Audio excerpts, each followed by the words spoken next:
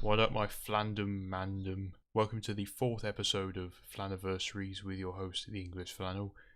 The band today is Sonata Arctica, and the album is Winterheart's Guild. Turning 20 years old, this is the first album I'll be covering, which was released in 2003. And 2003 is a special year because it was the year I was born. So I'll be turning 20 along with a lot of these albums. I'll be looking forward to talking about a lot of these. Sonata Arctica. I never thought I'd get into a band like this. Over the top, cheesy, power metal. I never would have liked it a couple years ago, but I absolutely love it now. Though it is a slow climb into the genre, but I'm getting there. This is their third studio album after Ecliptica and Silence.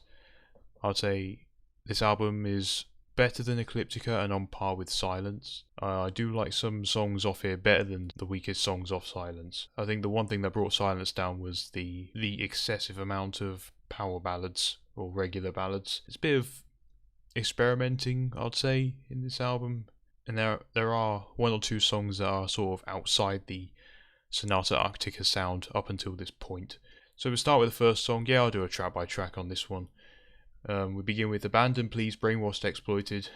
It comes in fast, very urgent, energetic, your typical fast Sonata Arctica song. Although, when it gets to the second song, in my opinion, the album does lose momentum. This song could have been later on in the album, but even then, I think it is the weakest of the album. This may be a really unpopular opinion, and I never know. That is Graven Image.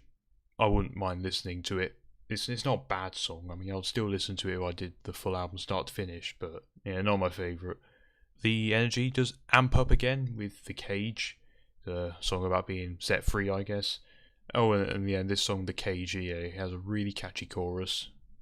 A lot of these songs do have catchy choruses. In fact, power metal, you'll find, almost always has really catchy choruses, especially after 2007 became less about the riffs and more about the catchy choruses. But at least with this power metal, you get the good riffs, top-notch instrumentation, and catchy choruses being the icing on the power metal cake. More often than not, the lyrics can get quite soppy on this album. The more love-oriented songs wouldn't seem that out of place on an emo album, not to trash this album, but thankfully these lyrics appear on a power metal album, which is many times better than having to listen to an emo album, let me tell you that. Next song is Silver Tongue. While I do like the verses and pre-chorus, I'm not really a huge fan of the chorus of this song. The Misery. It is a better ballad than Graven Image. It is shorter. It's not 7 minutes long. And of course, I mean, just hear these lyrics. If you fall, I'll catch. If you love, I'll love.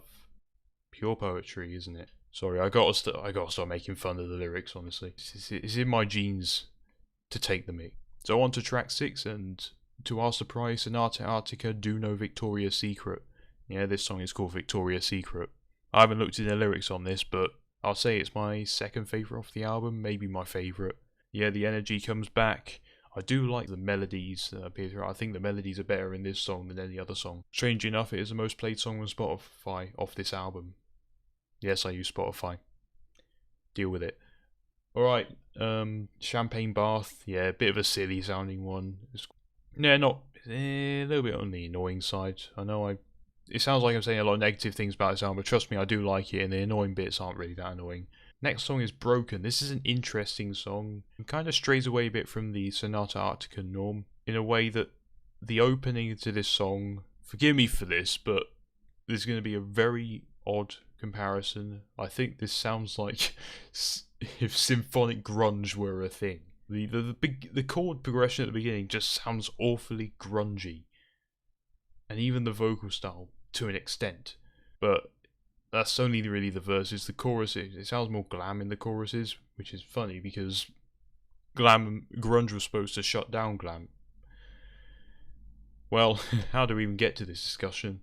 That's, to be fair, these videos are just my thoughts on this album, my crazy out there thoughts. But I'd say it's one of my favourites off this album, one of the best. Next one is Ruins of My Life.